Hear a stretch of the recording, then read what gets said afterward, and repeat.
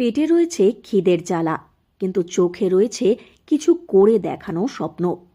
আর সেই স্বপ্নের টানেই প্রতিনিয়ত লড়াই করে চলেছে পুরুলিয়া ২ নম্বর ব্লকের বোঙ্গাবাড়ি গ্রামের দিনমজুর পরিবারের সন্তান গঙ্গাধর মাহাতো। এক গ্লাস জল খেয়েই সকাল থেকে শুরু হয় তাঁর দৌড়।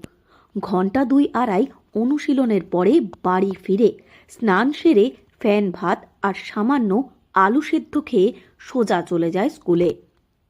মানভূম ভিক্টোরিয়া ইনস্টিটিউশনে ১০ম শ্রেণীর ছাত্র সে। রোজ এইভাবেই চলছে তাঁর জীবন।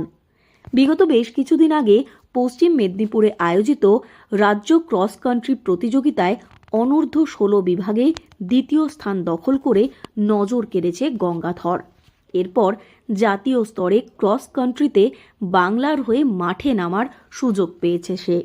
আগামী ২৪শে জানুয়ারি ঝাড়খণ্ডের রাঁচির প্রভাত তারা ময়দানে ৬০তম ন্যাশনাল ক্রস কান্ট্রি প্রতিযোগিতায় খেলতে চলেছে সে। ওয়েস্ট বেঙ্গল অ্যাথলেটিক্স অ্যাসোসিয়েশন ইতিমধ্যেই জানিয়ে দিয়েছে ওই প্রতিযোগিতায় ২ কিলোমিটার দৌড়ে বাংলার হয়ে প্রতিনিধিত্ব করবে গঙ্গাধর। অভাব অনটনের মধ্যে এই জাতীয় স্তরে খেলা তাঁর জীবনে অনেকখানি প্রভাব ফেলতে চলেছে। দিনমজুরি করে কোনো রকমে সংসার চালান গঙ্গাধরের মা ফুচি মাহাতো। গঙ্গাধরের নেই কোনো স্পোর্টস শু। কিভাবে এতখানি আর্থিক টানাপোড়েনের মধ্যে দিয়ে রাঁচিতে রাজ্যের হয়ে সে খেলতে যাবে, সেই নিয়ে দুশ্চিন্তায় ভুগছে গঙ্গাধর ও তাঁর পরিবার। কারণ রাজ্য অ্যাথলেটিক্স অ্যাসোসিয়েশনের তরফ থেকে স্পষ্ট জানিয়ে দেওয়া হয়েছে, রাঁচি যাওয়ার ট্রেনের টিকিট, যাতায়াত, থাকা খাওয়ার যাবতীয় খরচ বহন করতে হবে সংশ্লিষ্ট অ্যাথলিটকেই।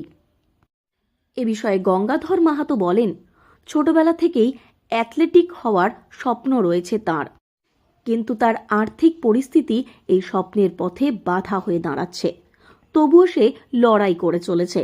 আগামী দিনে দেশের হয়ে খেলতে চায় সে। প্রায় ৮ বছর বয়স থেকে সেটা আমাদের রাজ্য স্তরে। সেখানে কি হয়েছে? সেকেন্ড হয়েছে। সেকেন্ড হয়েছে। জানুয়ারি যে তুমি খেলতে যাচ্ছ, কোথায় যাচ্ছ? রাঁচিতে। ওখানে কোন স্তরে খেলা আছে? জাতীয় স্তরে। রাজ্য স্তরে খেলেছো? হ্যাঁ, এখন আন্ডার 16। বাড়ি থেকে অনেক সাহায্য করে, কিন্তু জুতো কেনার অসুবিধা হয়, সবারই অসুবিধা হয় খেলাধুলা করতে গেলে। তো আগে মিস্ত্রি করতে, এখন করে না, মা কাজ করে, অনেক সমস্যা হয় না। ছোটবেলা থেকে কি অ্যাথলেটিক হওয়ার স্বপ্ন ছিল? হ্যাঁ। এ বিষয়ে গঙ্গাধর মাহাতোর মা ফুচি মাহাতো বলেন, সরকারিভাবে যদি কোনো সহযোগিতা পাওয়া যায় তাহলে তাঁদের অনেকটাই উপকার হবে, অথবা তার ছেলেকে যদি কোনো সরকারি চাকরির ব্যবস্থা করে দেওয়া হয়। ছেলে কিছু সরকারের সাহায্য পাই তো ভালো, ছেলে আমার সরকারি কাজ কোনো যদি পাই তো ভালো। এ বিষয়ে গঙ্গাধর মাহাতোর কোচ অনন্ত মাহাতো বলেন, একজন অ্যাথলিটের জন্য সবথেকে গুরুত্বপূর্ণ সঠিক ডায়েট, যা গঙ্গাধরের পক্ষে সম্ভব হয়ে ওঠে না।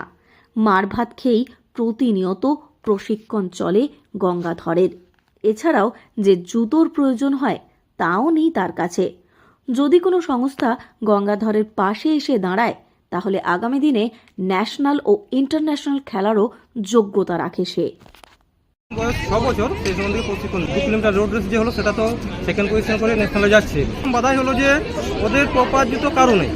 সেই জুতোগুলো প্রতিবার আমি কমসে 10টা কমসে 20টা কিনে আনি, সেইগুলো থেকে দেয়। তার সাথে যে ডায়েট বলে, একটা অ্যাথলিক্স যদি ন্যাশনালে বা স্টেটে পজিশন করতে হলে যে ডায়েট, মানে যে খাওয়া দাওয়ার ব্যাপার আছে, এর কাছে কিছু নেই, শুধু মার ভাত খেয়ে যা কিছু হচ্ছে। শারীরিক অসুবিধা প্রথমে তো আমাদের ঘরে গার্জিয়ানের বাবা, সেখানেও বাবা একদমই কাজ করতে পারে না, শারীরিক অসুস্থতার জন্য একদমই কাজ করেন না। ওর মায়ের সংসার চালায়, ওর মা প্রতিদিন দিনমজুর করতে যায়। ওই যে মোটামুটি ভালোই একটা রেজাল্ট একাডেমি বা সাহিত্যের সুযোগ পায়, তাহলে হয়তো ন্যাশনাল বা ইন্টারন্যাশনাল হয়তো পদক পাবে। অদম্য ইচ্ছা ও মনের জোরের কাছে কোনো কিছুই বাধা হয়ে দাঁড়াতে পারে না। তাই দারিদ্রতাকে জয় করে প্রতিনিয়ত জীবন সংগ্রামে লড়াই করে চলেছে পুরুলিয়ার ভূমিপুত্র গঙ্গাধর। পুরুলিয়া থেকে শর্মিষ্ঠা ব্যানার্জির রিপোর্ট, লোকাল 18 বাংলা।